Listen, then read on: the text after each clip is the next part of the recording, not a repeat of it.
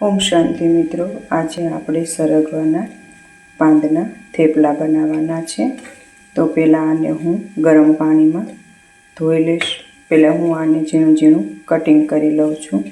પછી એને હું ગરમ પાણીમાં ધોઈ નાખીશ. મેં આને ઝીણું ઝીણું કટિંગ કરી લીધું છે. હવે આપણે આને ગરમ પાણીમાં મૂક્યું હતું, એમાં આપણે ધોવાના છે. ગરમ પાણીમાં આપણે 5 મિનિટ રહેવા દઈશું. પછી આપણે એને ધોઈ નાખશું.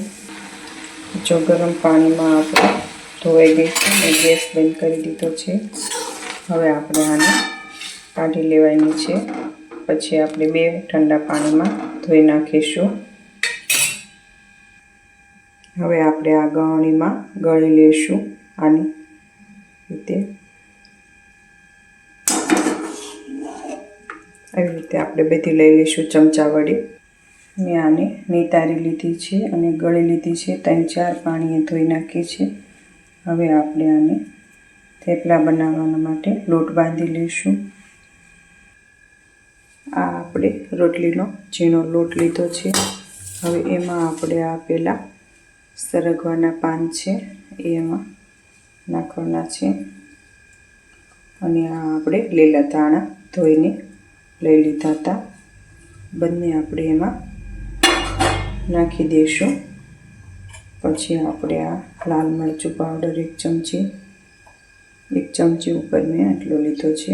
ધાણા જીરું પાવડર 1 ચમચી, હળદર અડધી ચમચી, આખું જીરું 1 ચમચી, સ્વાદ પ્રમાણે મીઠું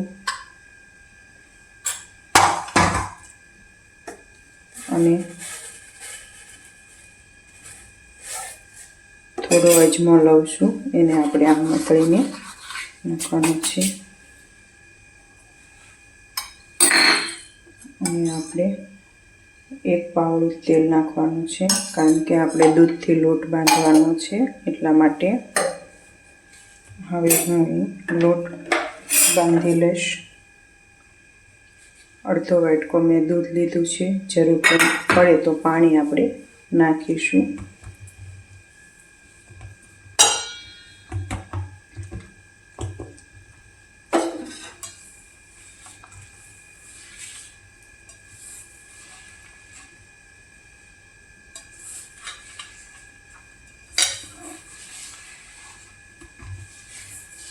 જો મારે પાણીની જરૂર પડી છે તો હું થોડું પાણી લઉં છું.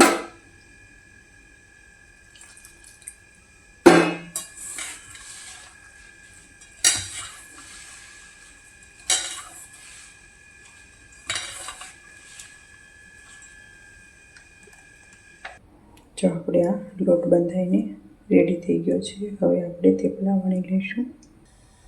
હવે આપણે આ થેપલા વણવાના છે. તો મેં એક લોહો લઈ લીધો છે. થેપલા સરગવાના પાંદના છે. આ રીતે આપણે વણી લઈશું.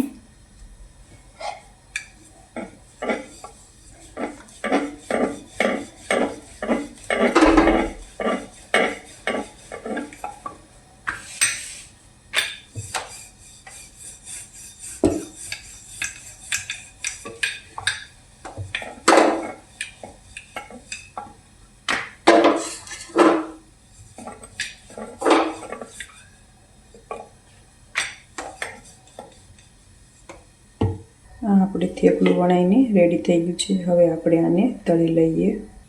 આ મેં લોટી તપવા મૂકી હતી, તપી ગઈ છે. હવે આપણે આ થેપલું તળી લેવાનું છે. આપણે ઘીમાં તળવાનું છે. તમને જેમાં ફાવે તેલમાં તો તમે તળી શકો છો. હું ઘીમાં તળું છું.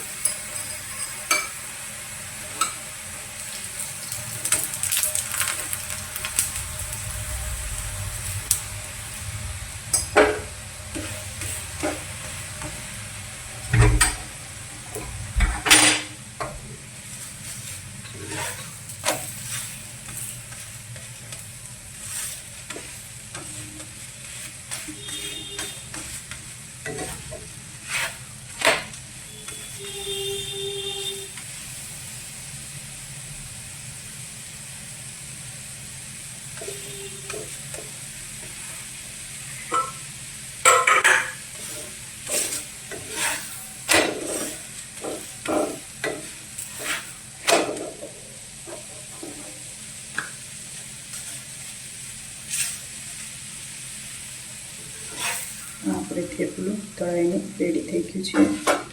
હવે આપણે એવી જ રીતે બીજું થેપલું પણ તળી લેવાનું છે. આવી જ રીતે આપણે બધા થેપલા તળી લેવાના છે.